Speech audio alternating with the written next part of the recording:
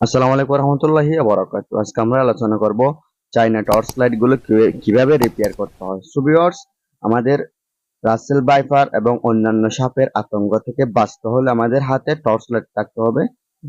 এবং আমাদের এই টর্চ লাইটের মধ্যে যেটা সমস্যা হয়েছে সেটা হচ্ছে আমাদের এই টর্চ লাইটে চার্জ করতে পারতেছি না। সামনের বাল্ব, সুইচ, ব্যাটারি সব ঠিক আছে, কিন্তু এখানে টর্চ লাইটের মধ্যে চার্জ করতে পারতেছি না, কারণ এখানে যেটা টু পিন প্লাগ ব্যবহার করেছে এই টু পিন প্লাগটি ভেঙে গেছে। অর্থাৎ একটা ভেঙে গেছে, আরেকটা উপরে উঠতেছে। So viewers, এরকম হলে তো চলবে না, এবং নেগেটিভ পজিটিভ এক না হলে টর্চ লাইটের মধ্যে চার্জ হবে না। এবং অনেক সময় দেখা যায় আমরা টর্চ লাইট কোন দিকে খুলবো, স্ক্রু কোন দিকে, সেগুলো বুঝে উঠতে পারি না। এজন্য আমাদের খুলতে কষ্ট হয়। এজন্য দেখেন এখানে একটু উপরে প্লাস্টিকের পার্ট দিছে, এই উপরের পার্টটি তুলে ফেলতে হবে। এরপরে ভিতরের অংশে আমাদের স্ক্রু কানেকশন দেখেন, এরপরের ভিতরের কানেকশন আমাদের স্ক্রু দেওয়া আছে। সো বন্ধুরা, এমনি আমরা হাজারো চেষ্টা করলেও টর্চ লাইট খুলতে পারবো না, কারণ কোন পাশে স্ক্রু আছে আগে সেটা দেখতে হবে। সেটা দেখার পরে স্ক্রুগুলো খুলতে হবে, তারপর আমাদের টর্চ লাইটটি আমরা খুলে রিপেয়ার করতে পারবো। সো বন্ধুরা, এখানে দুইটা স্ক্রু দিয়ে আছে। আমি কিন্তু প্রথমে ভাবি নাই যে এখানে যে স্ক্রু দিয়ে আছে, পরবর্তী দেখতেছি আড়িয়ে করে উপরের পার্টটি খুলে দেখতেছি এখানে ভিতরে দুইটি স্ক্রু দিয়ে আছে। আপনারাও এরকম প্রথমত অনেক সময় ঘাবড়িয়ে যাবেন, বুঝে উঠতে পারবেন না স্ক্রু কোন জায়গায় দিয়ে আছে। তখন আপনারা একটু বুদ্ধি খাটিয়ে বিবেক খাটিয়ে কাজটা করবেন। সো বন্ধুরা, আমার স্ক্রু দুটো খোলা শেষ। এখন আমরা টর্চ লাইটের ভিতরের পার্টে চলে আসছি। এখানে যেটা টু পিন লাগানো আছে এই টু পিনটা ভেঙে গেছে, এবং এগুলো তো আর নতুন পাওয়া যায় না, এগুলো কোম্পানি নতুন বের করে নাই। আমি এরকম পুরাতন টর্চ লাইট থেকে এরকম একটা টু পিন প্লাগ আমি খুলে রাখছিলাম। পুরাতন টর্চ লাইট থেকে আমি খুলে রাখছিলাম, এই টর্চ লাইটের পুরাতন যেটা টু পিন আছে এটা এখানে সেট আপ করে দিব। এটা আমরা শুধুমাত্র চার্জ করতে পারলে হয়ে যাচ্ছে, কারণ এই সময়ে আমাদের হাতে টর্চ লাইট থাকা খুবই দরকার। যেমন বাংলাদেশের মধ্যে এখন বেশি আতঙ্কের নাম হচ্ছে রাসেলস ভাইপার। এই রাসেলস ভাইপার থেকে আমাদের বাঁচার জন্য চলাফেরার ক্ষেত্রে আমাদের হাতে টর্চ লাইট লাগবে। আমাদের প্রত্যেকের হাতে স্মার্টফোন আছে, কিন্তু আমাদের স্মার্টফোনের ফ্ল্যাশ লাইট হচ্ছে সীমিত, অর্থাৎ শুধু এক জায়গায় পড়ে। কিন্তু আমাদের হাতে যদি টর্চ লাইট থাকে তাহলে আমরা অনেক দূর পর্যন্ত কভার করতে পারবো, এবং অনেক দূর থেকে আমরা কোনো বিপজ্জনক জিনিস দেখলে সেটা সতর্কতা অবলম্বন করে বেঁচে যেতে পারবো। সো বন্ধুরা, এই জন্য রাসেলস ভাইপার থেকে বাঁচতে আমাদের টর্চ লাইটের গুরুত্ব অনেক বেশি। এজন্য আপনাদের বাসা বাড়িতে যদি কোনো প্রকার টর্চ লাইট নষ্ট ফেলে দেয়া থাকে, তাহলে আপনারা সেগুলো রিপেয়ার করে ফেলেন।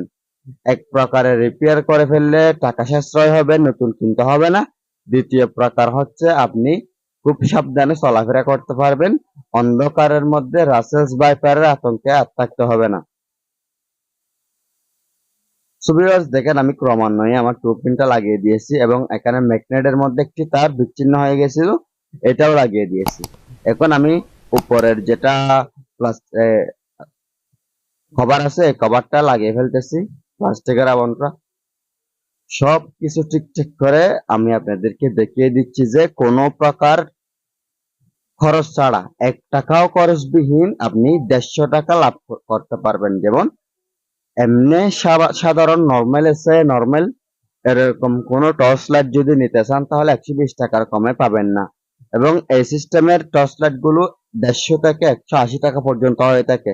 সো বন্ধুরা, আপনি আরেকটি পুরাতন টর্চ লাইট থেকে যদি টু পিনটা এখানে লাগিয়ে দেন তাহলে তো 1 টাকাও খরচ হলো না। 1 টাকাও খরচ হলো না, আপনার 150 টাকা বেঁচে গেল। এরপর আপনার নিজের একটা অভিজ্ঞতা বাড়লো, আপনি টর্চ লাইট রিপেয়ার করতে পারবেন। আস্তে আস্তে আস্তে আস্তে আমাদের মতো একজন ইলেকট্রিশিয়ান হয়ে যেতে পারবেন। আমরাও তো ছোটবেলায় এরকম ইলেকট্রিশিয়ান ছিলাম না, আমরা একটা একটা করতে করতে অভিজ্ঞতা হওয়ার পরে আমরা নিজেরা ইলেকট্রিশিয়ান হয়ে গেছি। সো বন্ধুরা, এজন্য এই হাতের কাজ শেখার কোনো কি নেই, শেষ নেই। প্র্যাকটিক্যালি কাজের কোনো বিকল্প নেই। এই জন্য আপনারা প্র্যাকটিক্যালি কাজ করার জন্য উদ্বুদ্ধ হন।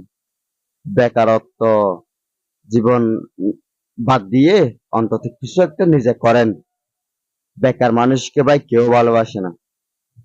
বেকার মানুষকে কেউ ভালোবাসে না। একটু নিজে করেন, এগুলো তো আর প্র্যাকটিক্যালি কাজ, এগুলো তো হাতের কাজ হিসেবে মানুষ আপনাকে অবশ্যই মূল্যায়ন করবে। এবং এখানে যেটা গ্লাস ছিল, এই গ্লাসটা দেওয়া হয়নি, এটা আবার খুলে লাগিয়ে দিয়েছি। এটা অনেক সময় ভুল আমাদেরও হয়, শুধু আপনাদের না, অনেক সময় ভুল আমাদেরও হয়। সিরিয়াস, আমি পুরাতন একটি টর্চ লাইট থেকে রুপিন খুলে আমাদের এই টর্চ লাইটের মধ্যে লাগিয়ে দিয়েছি। আমার সমস্যাটা সলভ হয়ে গেছে। এবং এখানে ব্যাটারি ভালো আছে, ম্যাগনেট ভালো আছে, সুইচও ভালো আছে। শুধু প্রোপিন প্লাগের কারণে আমাদের টর্চ লাইটটি ফেলে দিতে হয়েছিল, কিন্তু এখন আর ফেলে দিতে হবে না। আমাদের প্রোপিন প্লাগটি না লাগালে আমাদের ফেলে দিতে হতো, এখন আর ফেলে দিতে হবে না। এখন আমরা নতুন যেরকম কিনে ব্যবহার করব, এরকম সেম সিস্টেমে এটাও ব্যবহার করতে পারবো। সো ভিউয়ার্স, আমি চার্জ ফার্স্ট এখানে হেঁটে যাচাই করার জন্য একটি এসি কর্ড লাগাচ্ছি। দেখেন সাথে সাথে লাল ইন্ডিকেটর জ্বলতেছে, তার মানে আমার টর্চ লাইটের মধ্যে চার্জ হচ্ছে। টর্চ লাইটের মধ্যে চার্জ হওয়া মানে আমার সমস্যা সম্পূর্ণ সমাধানে চলে আসে। সো ভিউয়ার্স, ভিডিওটি যদি ভালো লাগে তাহলে লাইক, কমেন্ট এন্ড শেয়ার করবেন। আমার চ্যানেলটি সাবস্ক্রাইব করতে কখনো ভুলবেন না। পরবর্তী ভিডিওর নোটিফিকেশন পাওয়ার জন্য অল বাটন প্রেস করবেন। আসসালামু আলাইকুম রহমতুল্লাহি আবরাকাতুহ। আল্লাহ হাফেজ। সুস্থ থাকবেন, ভালো থাকবেন।